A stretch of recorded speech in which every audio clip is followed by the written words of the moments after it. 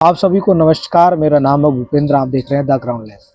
हमने पहले भी वीडियो बनाया था बिहार चुनाव के लिए कि कैसे कैंडिडेट चूज किए जाने चाहिए और कैसे आप लोगों को वोट देना चाहिए उन लोगों को जो एजुकेशन पर बात करते हो, जो महंगाई पर बात करते हो, जो आपकी बेसिक मुद्दों पर बात करते हो।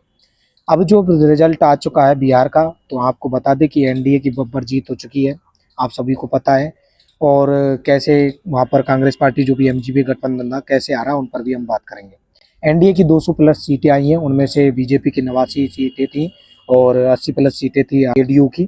और आरजेडी की जो एमजीपी गठबंधन में थी उनकी 20 प्लस सीटें थी। और कांग्रेस की तो क्या बात करें आप, उनकी लोकप्रियता तो अब और कम हो चुकी है। मैं राहुल गांधी से यहाँ पर एक सवाल पूछना चाहूँगा कि जब कैंपेन चल रहा था और जब जरूरत थी बिहार के लोगों की आपको चुनाव प्रचार की, तब आप विदेश में घूम रहे थे।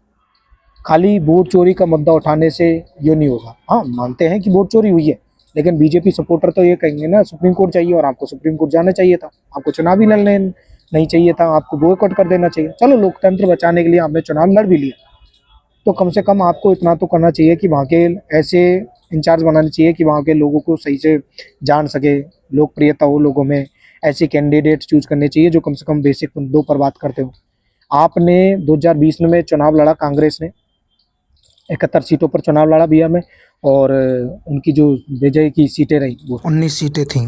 अब 2025 में इतनी यात्राएं करने के बाद, भारत जोड़ो यात्रा करने के बाद, इतना सारा सिस्टम करने के बाद, ना वोट चोरी का मुद्दा उठाने के बाद भी आपकी सीटें कितनी आ रही है? 6 सीटें बस। और चुनाव कितने सीटों पर लड़ा आपने? 61 सीटों पर, और मात्र 6 सीटें आप जीत रहे हैं।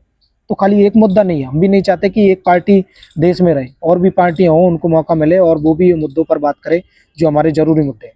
अगर धर्म की राजनीति करनी है तो एक पार्टी बहुत है, और भी पार्टी इन चीज़ों पर बात ना करे तो बढ़िया है। अब यहाँ पर कई कांग्रेस वाले सपोर्टर होंगे, क्योंकि अंधभक्त दोनों तरफ होते हैं, चाहे किसी भी पार्टी के हो, चाहे बीजेपी के हो, कांग्रेस के हो, या किसी भी अदर पार्टी के हो। अंधभक्त सब जगह होते हैं।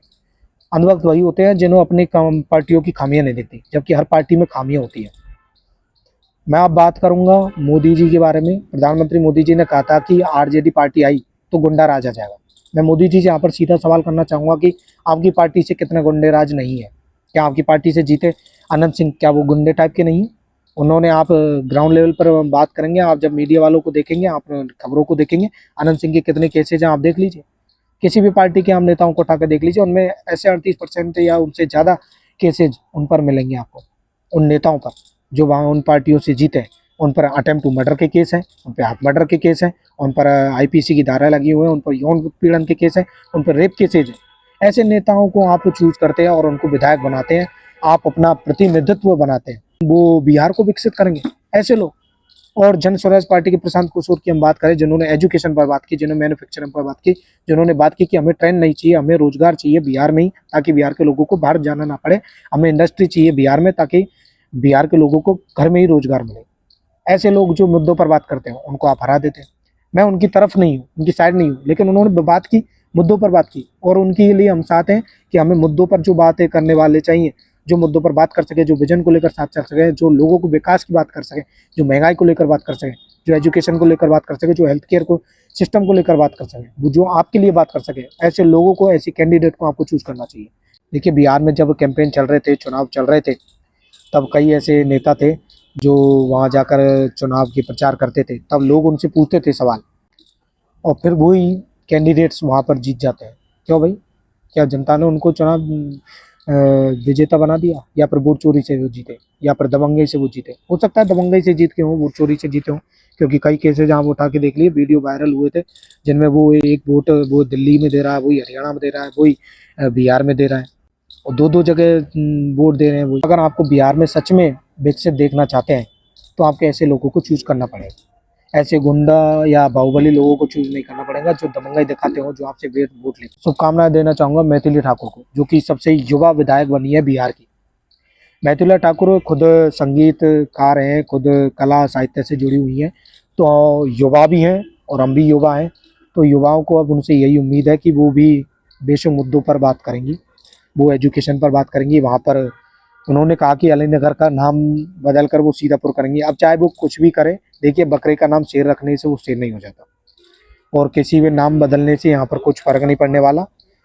अगर कुछ फर्क पड़ता है तो वहाँ पर फ़र्क पड़ेगा। अगर आप स्कूल्स खोलें, उनका नाम बदलें, उनको गवर्नमेंट स्कूल्स में शामिल करें और वहाँ पर हेल्थ केयर सिस्टम लागू करें, वहाँ पर लोगों की स्वास्थ्य सेवाओं पर ध्यान दें, वहाँ पर आप अपने जिस विधानसभा क्षेत्र से हैं वहाँ पर रोजगार के लिए बात करें, रोजगार के लिए संबंधी वहाँ पर इंडस्ट्री लागू करें, या फिर वहाँ पर सड़क वगैरह का निर्माण करवाएं, और भी काफ़ी चीज़ें हैं, कॉलेजेस खोलें, तभी जाके देश आगे बढ़ेगा। आप जैसे युवा बने हैं तो हमें आशा है लोकतंत्र की एक नई नींव है। युवा इसमें आगे आ रहे हैं राजनीति में, और युवा लग रहे हैं इसमें, तो ये अच्छी बात है आगे युवाओं के लिए भी, तभी वो भी राजनीति में हिस्सा लेंगे और वो भी ऐसे जीतकर अच्छे काम करेंगे, तभी जाके हमारा देश आगे विकसित होगा। तो आपका भी जवाब दीजिए हमें कमेंट करके कि कैसा रहा हमने वीडियो, क्या हमने सही बनाया। देखिए हमने मुद्दों पर बात की है, बाकी हमने सब चीज़ कवर की है, काफ़ी चीज़ें रह भी गई होंगी। और आप क्या चाहते हैं इसमें कि क्या ऐसे होने चाहिए कैंडिडेट युवा, और कई कैंडिडेट ऐसे जो मुद्दों पर बात करते हो, और क्या होना चाहिए ऐसे कैंडिडेट्स का जो दबंगई से या कुछ भी करके चुनाव जीते हो, बताइए आप। तब तक के लिए आपसे विदा लेता हूँ, धन्यवाद।